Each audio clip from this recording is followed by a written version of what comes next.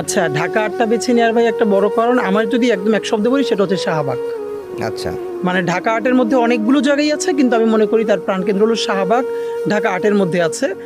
যখন ইলেকশন করবো এই লড়াইটাকে সামনে নেওয়ার জন্য ভাবছি, তখন ঢাকা আট মাথায় ছিল না, মাথায় ছিল শাহবাগে ইলেকশনটা করতে হবে। তো শাহবাগ হয়ে তারপর তো সেটা ঢাকা আটের মধ্যেই পড়েছে। এর বড় কারণ দেখেন, আমরা নতুন করে যেটা সামনে আনার চেষ্টা করছি, ব্যাপারটা নতুন না কিন্তু কেউ অ্যাড্রেস করে না, সেটা হলো আমাদের একটা কালচারাল রেভলিউশন লাগবে। চীনে যেরকম একটা সাংস্কৃতিক বিপ্লব হয়েছিল, আমাদের বাংলাদেশে যেটা হয় না এখন পর্যন্ত, আমাদের একটা কালচারাল রেভলিউশন হয় নাই।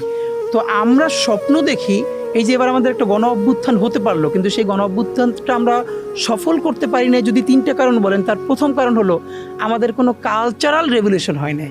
মানে এখন বাংলাদেশে যেটা হয়েছে, আমাদের মানুষ হলো নাচ গান কবিতা এইগুলোকেই শুধু সংস্কৃতি আর সাংস্কৃতিক কর্মকাণ্ড মনে করে, কিন্তু মানে কালচার তো হচ্ছে হোয়াট উই আর, আমরা যেভাবে ভাত খাই, আমরা যেভাবে কথা বলি, যেভাবে সব থেকে গুরুত্বপূর্ণ হলো চিন্তা করি। এই যে আমাদের চিন্তায় ঢুকানো হয়েছে এতদিন ধরে যে ঠিক আছে হাসিনা খারাপ, কিন্তু তার বিকল্প কি? আরে তার বিকল্প মধু চদু কদু, জনগণ ঠিক করবে, কিন্তু সেটা বলবার এখতিয়ার তোমার কে দিছে? তার বিকল্পকে। এই যে মনুস্তত্ত্ব তৈরি করা হয়েছে, আপনি ধরেন আগামী 100 বছরে বাংলাদেশে পদ্মা সেতু হয় না, আপনি ভাইবেন আপনি কয়েকশো পদ্মা সেতু করলে একটা গুমের জাস্টিফিকেশন দিতে পারবেন? একটা গুম বলেন তো ভাই। যেই সন্তান তার মায়ের গর্ভে, তখন তার বাপ গুম হয়ে গেছে, এরপর দুনিয়ায় এখনো সে প্ল্যাকার্ড নিয়ে ঘোরে, সে তার বাবার।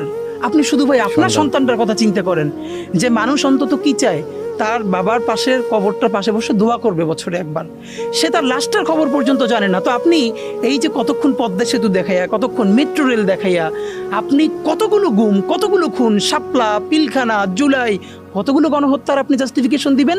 আরও ভয়াবহ ব্যাপার হলো, এগুলোর এমনভাবে পোট্রে করা হয়েছে পদ্মা সেতু আর মেট্রো রেল, মনে হয় এটা তার বাপের পয়সায় করছে। বরং দেখেন একটা রাজনৈতিক জনগোষ্ঠী হয়ে ওঠার আকাঙ্ক্ষাটা কি। আমরা যখন বলছি যে আমাদের 1200 কোটি টাকার পদ্মা সেতু তুমি 4000 কোটি টাকায় নিয়ে গেছো, এই টাকা কি তোমার বাপের? এই টাকা তো আমাদের, আমার টাকা, আপনার টাকা, সরকার টাকা পায় কোথায় ভাই? আবার বাংলাদেশে একটা সিস্টেম কি জানেন, আপনি খেয়াল করবেন ভাই, সব কিছু সরকারি সম্পত্তি, পাবলিক না। পাবলিক খালি একটা, সেটা হলো পাবলিক টয়লেট। আরে ভাই পাবলিক মানে